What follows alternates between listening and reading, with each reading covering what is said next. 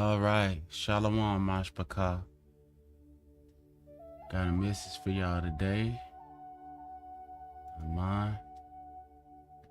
So right now I'm just relaxing, just trying to wait on Mashpaka to come in. And I got all the files in the background for y'all. Before I get started, I want to tell y'all, go ahead and make sure that y'all, if you haven't watched it yet, make sure y'all go and, after this video, go and check out Pastor Kelly video that he just did, and make sure that y'all go ahead and prepare for K Judah's live at 7 o'clock. Alright, make sure that y'all check out Sister Chicky History Channel. I'm just giving out the little news broadcast. Make sure y'all check out Sister Chicky History Channel. Mine.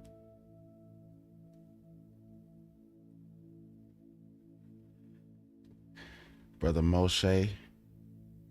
Monster Moshe just did a new video. Monster Moshe Ben Yehuda. Make sure y'all subscribe to his new channel. Sister Brooke, Kicking It with the Brooks. The Bold Authority, she doing some good stuff right about now. Y'all make sure y'all go to our Sister Kiki channel. I think her channel is called Miss CTOLBERTOV. And the instrumental that y'all heard,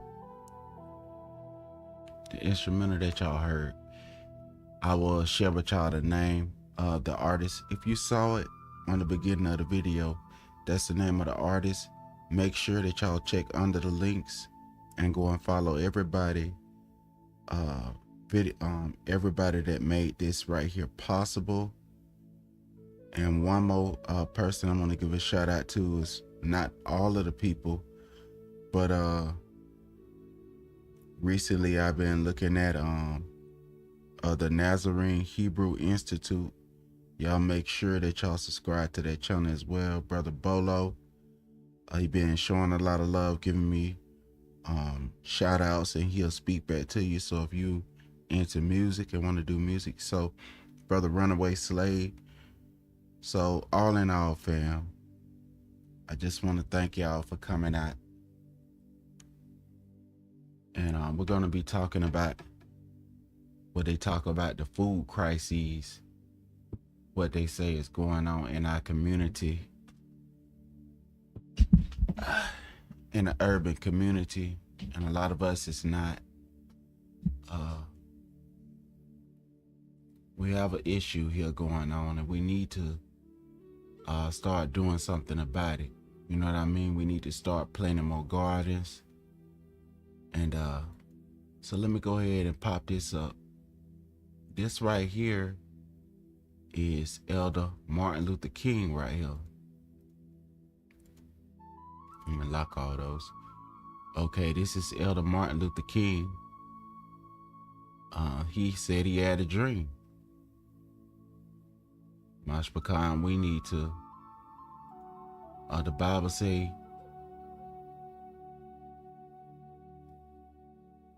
without a vision, the people perish. Now, this right here is Elder Martin Luther King. It's about him. I left a copy of this down there underneath the video. You could go directly to this page, and I'll grab this information as well. If I have to, I'll copy the link and put it inside of the chat so that you can have a copy inside of the chat. Let me go ahead and copy that real quick. Put that in the chat. That's Elder Martin Luther King. Said he got a dream. Mashpaka. All right, now let's go and look at what Elder Martin Luther King what this article is about. I haven't read it, so I'm not going to be coming out pretentious and all knowledgeable and everything. So as we read it, we're learning together. All right. The particular institution of slavery was abolished according to them, but it was not abolished. It was abolished nearly 100 years after the Declaration of Independence. Call for freedom and equality, a form of our oppression, has symbolically been abolished, just a form of our oppression, but not the oppression itself, nor the slavery itself. It just transferred to a different way, in a different mode of how it's done. The particular institution of slavery was abolished nearly 100 years after the Declaration of Independence called for freedom and equality for all. See that when they say for all in 1776, but see, this is what African Diaspora News Channel and many other brothers and sisters be talking about. When they say for all, when it was one person that was doing all the work, that add everybody into whatever they got planned. Now look, so if they said it was abolished during Declaration of Independence, but a lot of our people were still doing sharecropping, and they were still doing forced labor on the slave plantation inside of prisons. So it was just abolished by word, but not by action. But it took another century before landmark legislation would begin to address basic civil rights for what they call us now, America, and they call us that as well. Okay.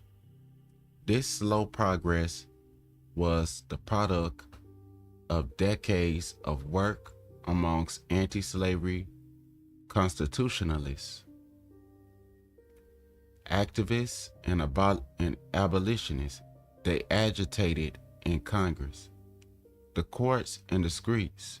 The fruits of their labor were not enacted immediately and were often foiled by a highly adaptable architecture of discrimination. Poll taxes and literacy texts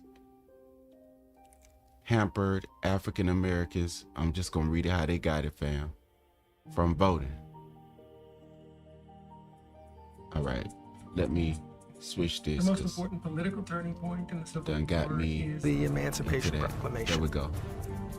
It's the point at which general emancipation of all slaves within those regions still in rebellion is announced as Union policy. And that is what really marks the transformation of the Civil War into the Second American Revolution. It's the point where it becomes not a war for union, but a war to end the institution of slavery. Emancipation became an issue that many more people thought about and many more people understood was important. It sort of forces the nation to confront what's at core, fighting to try to create the freedom for people who were enslaved in the South. First of all, it throws the South into chaos. I just had to check. Because it makes enslaved people understand that they now have freedom. It's been given to them by the president. They can't act on that freedom, of course, unless they can make their way to the Union lines or unless the Union military meets them halfway. But they are now declared free. They know that.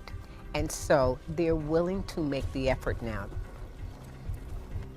And I think for African Americans, it says finally, it's now our chance to really join in and be a part of this. And to those who were enslaved, it says, in fact, when these Union troops do come near us, that we have a chance to gain our freedom. What the proclamation also does is it makes it possible for African American men to serve in the Union Army. And in all, something almost 200,000 African Americans volunteered and fought in the Civil War. And actually, he needed them to fight because it certainly was a war of attrition, and they needed black men to help them win. Out of those African Americans who participated as soldiers, We pause this right here. Y'all see them guys standing out there right there? During this time, they was not called African Americans. They was called Seminoles. So that's who these people was. They were called Seminoles, and those are the captives that was that Spain and Portugal had shipped over here. After our temple had got destroyed in 70 AD, a lot of our people, before then, a lot of our people had fled into the mountains, and some of our people was in Spain and Portugal, which is a part of the Roman Empire. So Spain and Portugal is a part of the Roman Empire. And there was an edict sent out by John, and he wanted to go and capture all of the Yahudim and all of their provinces. So after they went out there, and you could read about what they was calling us back then. I have the video. All you have to do is go and look through the videos, family. Just go and surf through the videos. You will see what they was doing, how they was catching us. This is the same tribe of people, and in America at this time, they was calling us the Seminole, which means the ones who escaped. So every Negro that came down south, whether they came to Alabama, whether they came to Georgia, whether they came down from Texas, whether they came down from Missouri, wherever they came from, when they fled down south, they were called the Seminoles. So every Negro, it don't matter where you was. And you see, that's like what a lot of people getting this thing mixed up with all these different churches and different religions and different theologies now that we got going on. We starting to miss the whole fact of the matter is that all of us came from the same father and the same mother, Abraham and Sarah. And then we have the same father, Ya'aquaba, according to the Bible and according to history. According to the Romans that came down there to pursue Judah because they had sacked our temple and put swine flesh in it and all that. We had to flee out of that land, family. So after 70 AD, the Visigoths came in there and they took up residence there. Our people had fled out the land. A lot of our people that stayed in there was a great massacre going on in our home country. So a lot of our people that obeyed Hamashiach, they had left our home country. He warned us in Luke chapter 21. I'm giving you the sources. Luke chapter 21, Hamashiach warned us. Shalom, Sister Naomi. Hamashiach warned us, Luke chapter 21, that when you see the army surrounding Yarashalayim, that's where you're supposed to flee into the mountains. The Arabic people call our land Palestine. Okay, they call our land Palestine. We had to flee out of Palestine. Pastor Kelly made a post about what the Palestinian people did, and I don't know if he gonna make a video about that, but he made a post about what they wrote and how their religion, how through their religion they were starting to enslave us, and he gave you the sources and everything. So all this is documented factual history. And a lot of our people was dressed like that was called Buffalo Soldiers. That was the first special forces, because they wasn't winning without our people. And you see inside of their hands, they ain't have no bows or arrows. You don't see no rainbow collision in that. Our people was segregated in our own place. We wasn't integrated. So we see how this thing operate. Our houses look like some of the houses that y'all growed up in the South, because my grandmother had one of those houses, but she didn't have that stuff on top of the roof. She had a regular roof, but they had a tin roof. So we still, a lot of our people, if you go back to the city, you'll see those houses that our people built. The indigenous people called our people the Seminoles. It means runaway slave by the Spanish people. They called us runaway slave. All right, the Muskegos, they called us Seminoles. I'm gonna go ahead and let this finish playing, and then I'll get right back with you. 16 received the Congressional Medal of Honor. I mean, they were tremendously significant in the struggle of the Civil War. Now, of course, the story of that proclamation is just not one.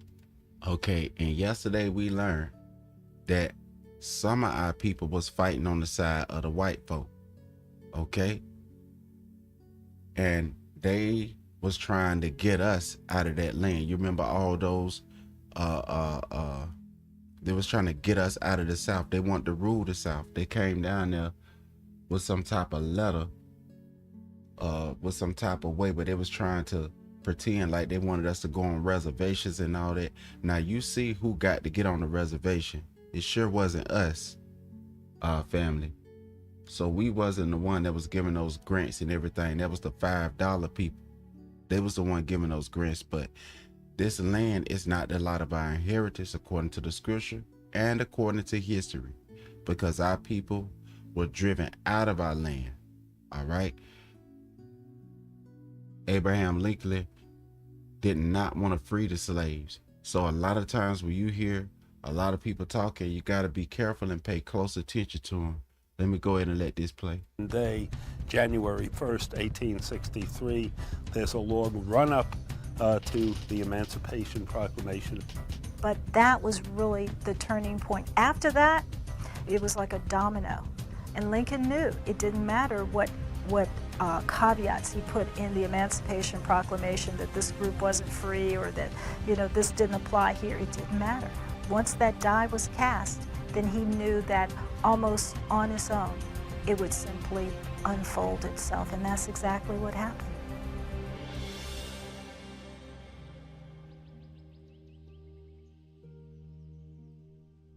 Okay. What the world needs. Stop that. So y'all see, that's how that happened.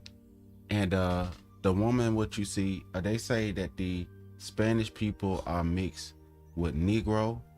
They're mixed with indigenous, and they're also mixed with the Spanish. And we read in history that the Spanish are the Portuguese. The Portuguese and the Spanish are Romans family. All right. So with all this stuff going on, there's black codes, family. There's black codes that they got going on here. So let's look at this 13th Amendment here.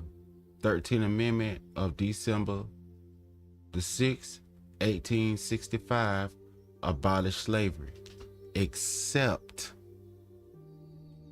if you were convicted of a crime. So that's why I say still, our people that's called African Americans now, we was called Maroons at one time. We were called Seminole Maroons at one time. We were called Seminole Blacks at one time. We were called Yahudim at one time. And we were called Niger at one time. So we had a lot of names that they gave us, family. So don't let that word right there stop us from reading this information so that we can dissect this right here and break it down. Still, African Americans were vulnerable to subjugation. The South passed so-called black codes. The reason why they say so-called, I don't know, but when we say so-called black people, the reason why we say that, family, to the ones of us that don't know, we say that because we are not, that's not our ethnicity. Black codes means race. And they had made codes against us. You know how when you playing football, when you or basketball, they got rules.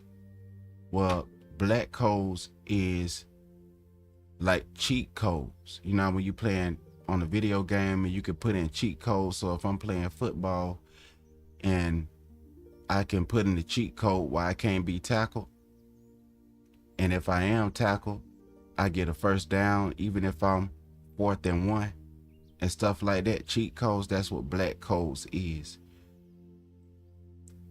That effectively tried to re-enslave. They didn't try to, they did. Re-enslave freed persons, creating a form of neo-slavery by criminalizing Israelite behavior. When they put it in capital, I'm finna say Israelite, because black is not a proper noun for our people. So they put in a color, and I'm gonna lowercase that in my heart, and I pray that you would, because a color is an expressive noun. It is not a proper pronoun. Proper pronoun means your name. That is an expressive pronoun. It describes a thing. All right. And I'm not saying this to belittle any of our people, because this is the byword that we have been given, black. But that is a race. Europeans is not called black. A European is not white. A European is a European. Their racial class is white in this country. That's their racial class. All right. Israelite behavior, says Bahir Azimi, legal directory or the center of constitutional rights. So there were statutes that prohibited vulgarities or spitting, or if you did not have employment, you could be imprisoned and then leased as labor to whites in a form of debt of bondage. So this is where not hiring you because your color, that because they gave you a race, they gave it to you. They gave you a race, racial class, which is black, Negro, Seminole, and all these different names that they gave us. And the bywords even is put on our land, is even put inside of our scripture, our scrolls that our ancestors wrote with their own fingers. All right. And the people of our nativity wrote down with their own fingers, with their own hands. But anyway, Center of Constitutional Rights. So there were statutes that prohibited vulgarities of spitting, or if you did not have employment. So if you didn't have employment, if you cussed out the slave catcher, if you even tried to explain yourself, that's a lot of things what they're not finna put in there. If you even tried to explain to them why you ain't got no job, because they was trying to keep you out from working, so that, you know, you got, if you don't work, you don't eat. Remember what they teach in the Bible? So how about if you is put in a position where you cannot work? So the only thing you're gonna do is if you don't have a job, excuse me, they made it against the law for you not having a job. And that's not against the law for you not being able to get employed by somebody. But they made it against the law for you if you were unemployed back then. All right. So there were statutes that prohibited vulgarities of spitting, or if you did not have employment, if you didn't comply with what they said, and if you weren't employed by one of them that was holding all of the shares and everything, you could be in prison and then leased as labor to whites in a form of debt bondage. And this is the reason I believe that it was coming inside of the towns where people was building up structure and building up things to try to burn it down and everything, because they wanted to destroy your ability to work. They wanted to destroy your ability to provide food. They wanted to destroy it, because if you got to depend on them for everything, and if you got to depend on them for everything, then you ain't gonna be employed. And then if you get employed, you're gonna get employed inside of prison, and you're not gonna get paid in prison. So when they put you inside of prison, now you're doing free labor again, under the guise of constitutional rights. All right. The first Civil Rights Act established that all those born in the United States were to be granted American citizenship. All right. The first Civil Rights Act established that all those born in the United States were to be granted American citizenship. It was a radical notion for its time. So that was stating that, look, now that we got that lined up, y'all is our property now. Now we got the ball rolling. This is 1865. Now this is 1866. Slavery is booming now. The prisons is getting filled up of free labor. People is dying of hunger and neglect and all type of stuff in there. We made sure to break these people down. We burning down their cities. We burning it. We destroying everything they got. We taking land. We doing this. We doing that. And now they could become a citizen. No, now you become the property of the state. Birthright citizenship and all associated rights and protections, helping to counter the black codes of 1865. But those who was an opposer against this being a counter act, they made sure that they even made more stuff. That's where Jim Crow come from, family. So let's go on over to Jim Crow. Remember the Dred Scott case that we heard about? This is Dred Scott case and all that. Now let's go back over to the Black Codes, National Geographic article. The Black Codes and Jim Crow laws. After the United States Civil War, let's go back up here. What was the Civil War right here? So right here, this is civil rights. And in order for you to have rights, it's sad, but there had to be another war. And you know, during all these wars and stuff, Negroes was fighting for their freedom. Okay? And if there was some white people in there, I cannot tell you. I saw that it was segregating our people. And there was some white people that was in office, according to the historians, that say that it was some of them in office that was vouching for us to have rights. But our people had to bear arms and fight. So right here, this is the Civil Act right here of 1866. Now let's go over here. In order for you to have civil acts, the Civil Rights Acts of 1866, this is what had happened. The Black Codes and Jim Crow laws. After the United States Civil War. You see that? So before they could even say anything about civil rights, somebody had to be fighting for that right. So after the United States Civil War, state governments that had been part of the Confederacy tried to limit the voting rights of black citizens. Well, of Israelite citizens, because they got it capitalized, and that's grammatically incorrect, because a color describing a person should not be capitalized, especially in the middle of a sentence. Now, if you put this black at the front of the sentence and you talking about people, that still don't make sense, because that's not our common noun, but they still put the capital B because a lot of our people still think that we are black and our father name is black and we are color and we come from the Crayola company. Anyway, the Confederacy tried to limit the voting rights of Israelite citizens. How can you be a citizen? We're going to look up the word citizen. Let me save that real quick.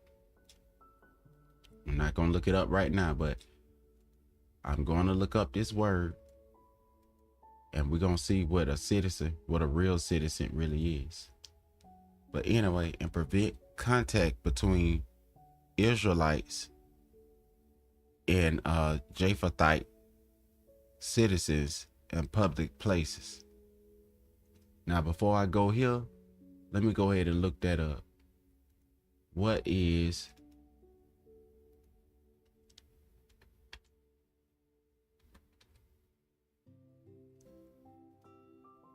they're gonna tell you where they're pulling from.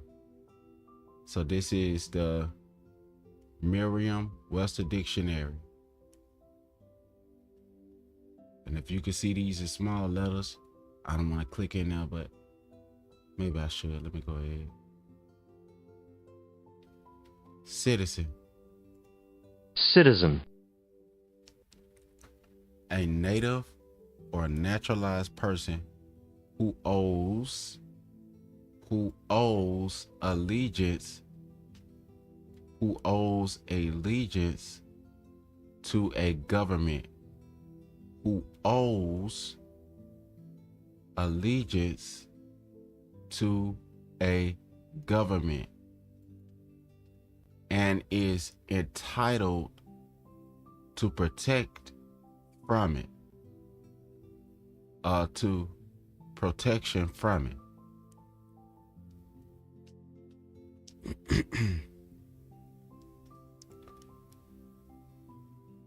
Who owes allegiance to a government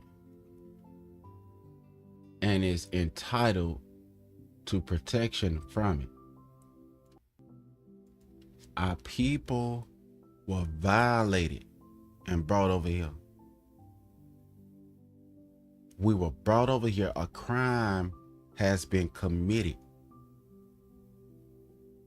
We owe our true allegiance to Allah Hayam, not to the ones that committed the crime against us. Our allegiance, a lot of us, have been broken from Yah, and it was given over to another, because Yahweh is Allah Hayam of justice. Our true allegiance is to Creator, who formed Shamayam wa Aratz, heaven and earth. Not to people who took you from your native kingdom and brought your ancestors over here without consent to do free slave labor on plantations. She was an American citizen but lived most of her life abroad. So a true citizen is a person who owes allegiance to a government. And when you understand allegiance, then you will see that word when they say submission, because Yahweh calls us to submit to Him. But there are people who created religions of submission to man-made theology.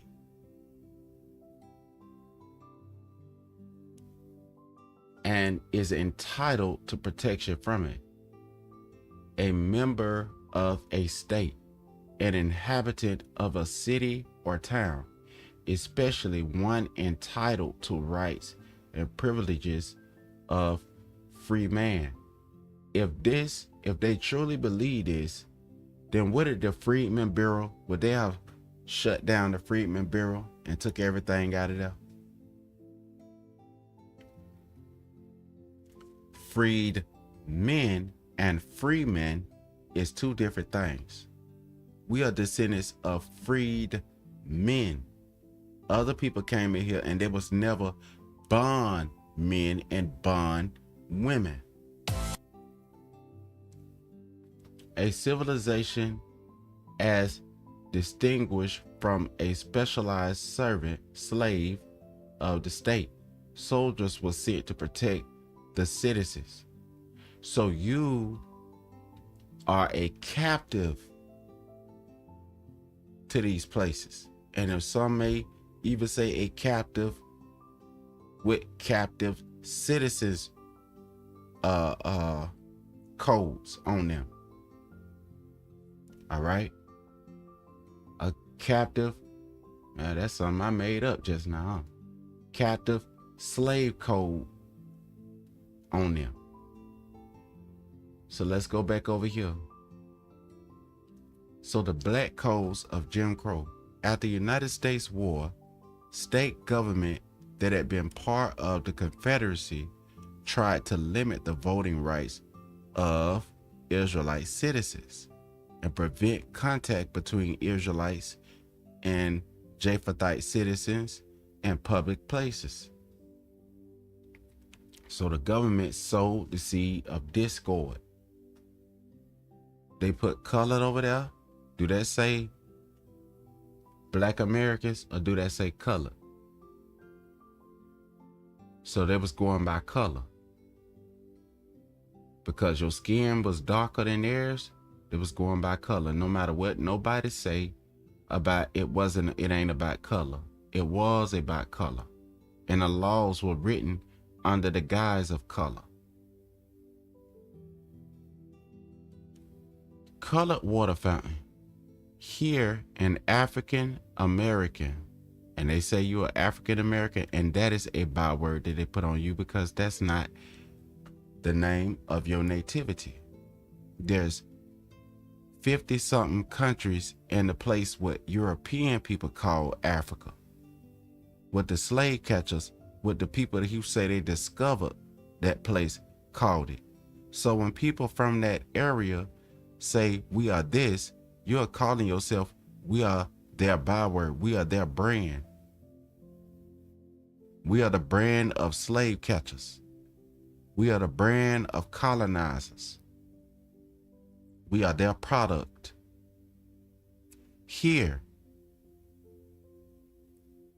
a Israelite captive man drinks from, and man comes from Adam.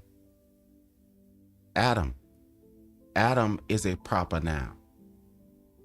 Man means from, but just for the sake of us, because we speak English, I'm going to say man. But remember, whatever you see it say man, it means Adam. Here, a Israelite captive man drinks from a water fountain marked colored at a streetcar terminal in Oklahoma City, Oklahoma in 1939. Now y'all remember what happened in Oklahoma City. And y'all remember how the people looked in Oklahoma City. And look at how he dressed. This is before social programming. Look at how nice the brother dressed. Well, he's an elder now. Look at how nice he dressed. Look at his shirt. Look at his pants pulled up. White men, colored interests. Colored man, water fountain.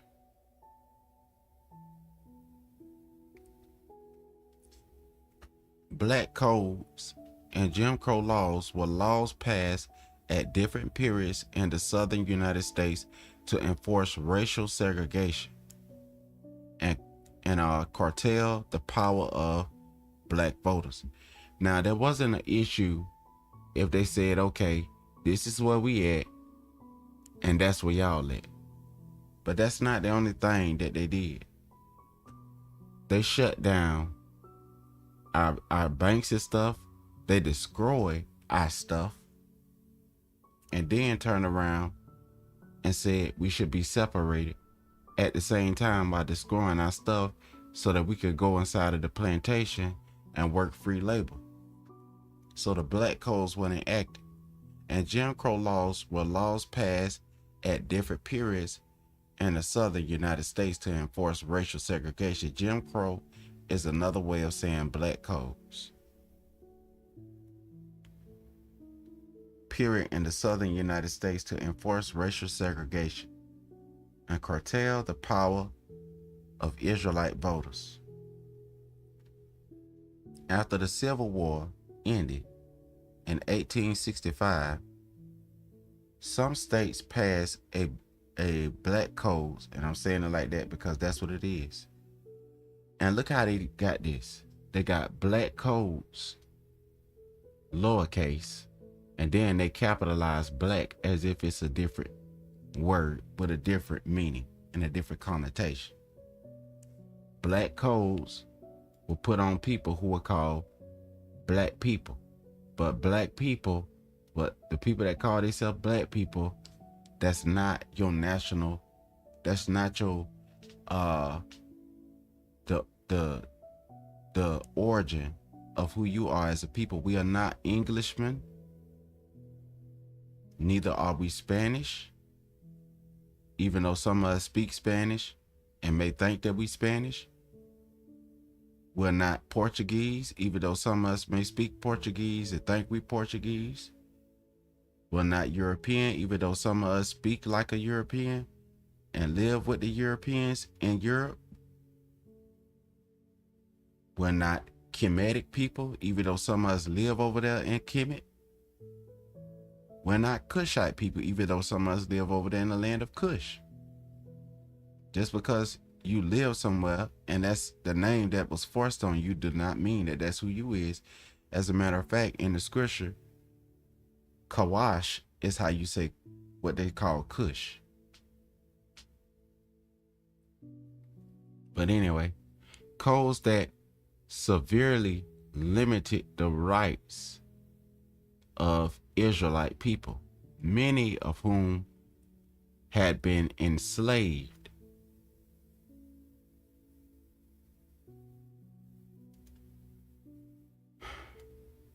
These codes limited what jobs Israelite captives could hold and their ability to leave a job once hired. So if a European person hired you, would it be more dangerous for you to walk off the job? Some states also restrict the kind of property Israelite people could own.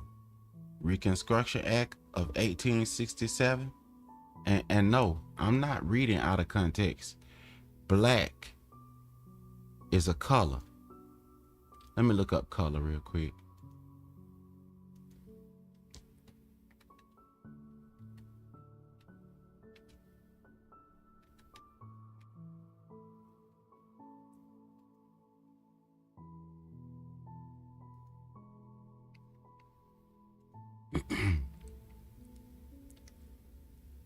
Color. A phenomenon of light such as red, brown, pink, or gray, or visual perception that enables one to differentiate otherwise identical objects. The aspect of the appearance of objects and light sources that may be described in terms of hue, lightness, and saturation. See saturation for objects, and hue, brightness, and saturation for light sources. Colors is plural. Clothing of a bright, so let's, what kind of noun? Color, noun.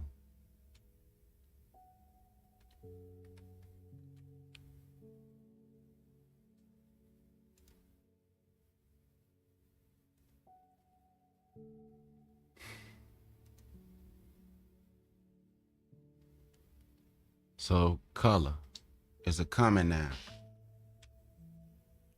A noun that may occur with limited modifiers such as a or an, some, every, and my. And that designates anyone of class or thing. Class, so Color is an identifier of your class and things. Jacob believed that the capitalization of common nouns was an inorganic import and did away with it, a choice that inspired parodies in the German press. Jennifer Wilson, The New Yorker. But perhaps even worse, this is how it's used in a sense, worse in the alternate fashion, or just using common nouns as names, for example, Rust, Ruby, and Scheme. A word, perpetual, became a common noun for house helpers, a priest, Mazzoni used. So let's look up again. So this first known use is in 1561, and the meaning, defined above. Now I'm having issues. I'll be right back. Let me come over there, see what's going on. Okay, so y'all see how that happened. All right, fam. I think this would be enough for me for right now. If you're Howard Willie, I'll come back on here and complete the rest of this. So there'll be a part 2 to this. But I'm going to go ahead and get off here and get me some rest. I hope that this right here help you. I hope it bless you. We are a family. And I'm going to continue to harp on us as a family until we start getting it deep down in our soul. My grandparents and them taught me, they said blood is thicker than water. Once we realize that we are a family, we are people, because see, we was broken out of what they call the human race. We were broke out of the fabric of humanity, or what they call it. And human just means Homo sapien, hairless ape. We were broke. It was almost like they tried to write us out of history and reclassify us. So the people that brought us over here, they wrote us out of history to reclassify us. Now the people in this generation from other nations, if and they call on Yahweh and confess their sins, then they is in a good spot with Yahweh. But that doesn't mean, because see, even we got to talk about our history, like our brother was talking about earlier today. We still got to talk about our history, in spite of however bad it was or however good it was. Just know, just get yourself right with Yahweh in this situation.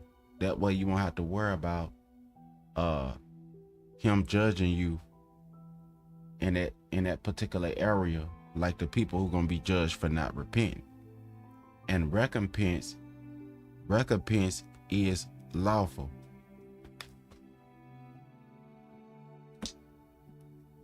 So Yahweh recompensing us is not a transgression to be done.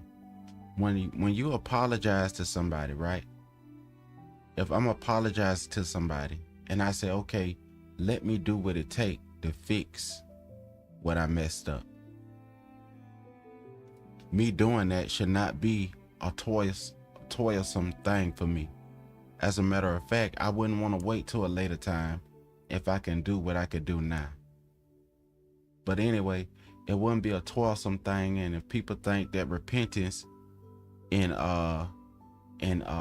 restoring and restoration and all that is a transgression, then that shows that that's where they heart at, family. So let me go ahead and end this. I hope that y'all enjoyed the message, and I want to say thank you all again for all of the people that made this a possibility, for all of the things that you have contributed into making this live possible. I'm going to say thank you, Sister Naomi, Sister Positive Reinforcement, and all of the rest of the Mashpaka that our brothers and sisters be working and all type of stuff, so you never know what they got going on. They be trying to support other people, and they'll come around to it. But I just want to thank Yahweh for all the brothers and sisters, and I want y'all to stay blessed. Please enjoy this track. I'm about to get off here, but please enjoy this track. And I want to say shalom and thank y'all again. No time shoe here. No time dancing here. No shucking jive here. There's plenty sisters missing and plenty being abused. But when you look on TV, it don't be in the news. So what we gonna do is we gon' stand by and keep a gender war while watching people die. It's pretty easy to pretend that we figured out, but we can never really push a little baby out. Our sisters been here, my brother, through thick and thin, through the wickedness, yeah, even the same sin. There's no pain on this earth can compare to the way that it feels when the mother giving birth to baby. People trying to fake it but can never duplicate it. It's a whole lot of haters on this earth, fake it, they can take another reason. I don't understand how a mega rape a lady and he spend 9 months as a baby in his mama belly. I'm sorry for the pain and the suffering that you've been through. I wish I could do more for the right in this. Don't you cry. You got a brother here. You got a hug here. You got a brother here, sister. You got a hug here. Say don't you give up. Say don't you give up. You got a brother here. You got a brother here. You got a brother here. Possessed in the unclean, acting in the character. What you see is what you getting at the mass hysteria. But who the people? We belong to Allah. I ain't supposed to worship Hamashiach, but we calling on that idol. Central prayer boy, she leading many to the fire, so that whip a crack a latch up to the shadow. Look, man, I'm sick and tired of waiting, searching, looking for somebody, girl. Danger everywhere. Every time we turn another murder, stuck up in his hellhole, waiting on that chain to come. Gotta do our time, but I wanna be free now. It ain't safe, no place on the earth for getting beat down on the folk corner. Many ways, let's pray. This track here ready for the people that be praying for the sheep, people standing for the weak, seeking to lift the weak, who been beat by this wicked system. Although the people of the land of Yasharal lay captive on the folk corner, soon to return, be encouraged. You got a brother here. You got a hug here. You got a brother here, sister. You got a hug here. Say don't you give up. Say don't you give up.